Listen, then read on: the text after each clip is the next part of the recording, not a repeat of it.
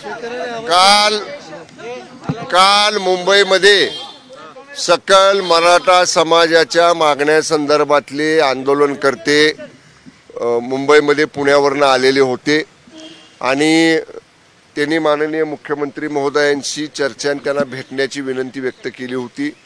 काल स्वतः मी रात्री आझाद मैदानावर जाऊन त्यांच्याशी चर्चा केली, त्यांना भेटलो आणि आज त्यांच्या 7 सदस्यांच्या प्रतिनिधी मंडळानं माननीय मुख्यमंत्री एकनाथजी शिंदे साहेबांच्या बरोबर मराठा समाजाचे जे प्रलंबित प्रश्न आहेत त्या प्रलंबित प्रश्नासंदर्भातली चर्चा सविस्तरपणे माननीय मुख्यमंत्री महोदयांशी केलेली आहे। जे 2-3 महत्त्वाचे मुद्दे आहेत त्याच्यामधले गुन्हे मागं घेणं हा एक मुद्दा होता। हैदराबाद गॅजेट, मुंबई संस्थान, सातारा संस्थांचं गॅजेट आणि मुंबई गॅजेट हे लागू करणे आणि त्याचबरोबर सगळ्या सोयऱ्यांचं जे ड्राफ्ट नोटिफिकेशन आपण काढलं होतं त्या संदर्भातला निर्णय, या बाबतीत आज सकल मराठा समाजाच्या प्रतिनिधींची माननीय मुख्यमंत्र्यांबरोबर चर्चा झाली। माननीय चंद्रकांत दादा आणि मी या बाबतीत उद्या आम्ही सविस्तर बैठक कॅबिनेट झाल्यानंतर घेतोय।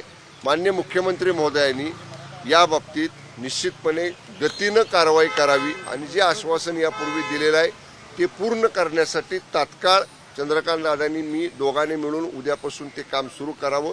अगोदरच ते काम आपलं सुरू आहे पण अधिक गतीनं करा, तातडीनं करा अशा पद्धतीच्या सूचना सीएम साहेबांनी दिलेल्या आहेत। एकीकडे मराठा यांचं जरांगीने उपोषण सुरू केलंय, दुसरीकडे लक्ष्मण हाकेंनी सुद्धा ओबीसी रिझर्वेशन बचाव म्हणून त्यांनी उपोषण सुरू केलंय।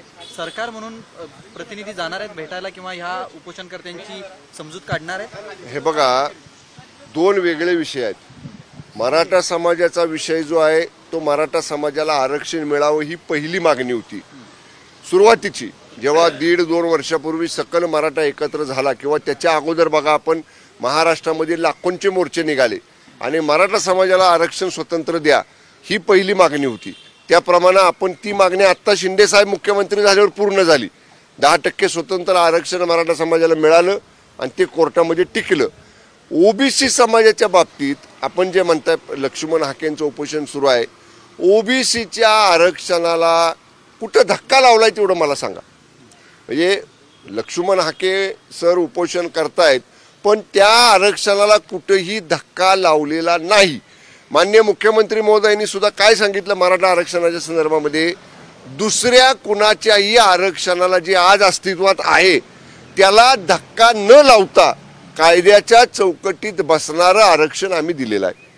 त्यामुळं आता जी काय जरांगे पाटलांची मागणी आहे की हैदराबाद गॅजेट लागू करा, जे आपण सगळे सोयऱ्यांचं ड्राफ्ट नोटिफिकेशन काढलेलं आहे ते लागू करा, त्या बाबतीतली कारवाई करायचे आदेश सीएम साहेबांनी दिलेले आहेत। पण इतर समाज, ओबीसी सह इतर समाज जे आहेत ज्यांना आज तारखेला जेवढं टक्के आरक्षण आहे त्याला ह्या सरकारनं कुठेही धक्का लावलेला नाही। त्यांचं प्रमुख ज्या चर्चेसाठी आले की जरांगेंचं उपोषण मागे घ्यावं हा त्यांचा उद्देश होता। रात्री तुम्ही चर्चा केली, आज जी मुख्यमंत्र्यांसोबत चर्चा झाली त्यातून ते समाधानी आहेत का आणि ते मागे जात आहेत का? नक्कीच माननीय मुख्यमंत्री महोदयांनी त्यांना सांगितलं या सर्व प्रतिनिधींना की तुम्हाला जशी चिंता आहे तशी मला देखील जरांगे दादांच्या प्रकृतीची चिंता आहे। त्यांनी प्रकृतीकडे पहिल्यांदा लक्ष द्यावं। सरकार सकारात्मक पावलं टाकतंय। आज सीएम साहेबांनी सांगितलं की उद्या कॅबिनेट झाली की तुम्ही दोघांनीही त्या मला आणि माननीय चंद्रकांत दादांना की तुम्ही दोघांनी मिळून याच्यामध्ये डे टू डे फॉलोअप करा, कुठेही दप्तर दिनगाय व्हायला नको। त्यामुळे माझा असा विश्वास आहे की आंदोलनकर्त्यांनी माननीय मुख्यमंत्र्यांनी सुद्धा सांगितलं की माझ्या वतीनं तुम्ही विनंती करा त्या आंदोलनकर्त्यांना मनोजदादा जरांगेंना की तुम्ही सुद्धा उपोषण या ठिकाणी आता स्थगित करावं। त्याप्रमाणे निश्चितपणे मनोजदादा उपोषण स्थगित करतील असं मला वाटतं। उद्या सरकारचं शिष्टमंडळ भेट घेणार आहे का मनोज जरांगेंची? त्यांच्या प्रतिनिधींबरोबर चर्चा झाली ना आता कोण आज जे आले होते प्रतिनिधी सकल मराठा समाजाचेच होते ना, त्यांच्या प्रतिनिधी बरोबर सीएम साहेबांनी चर्चा केली ना।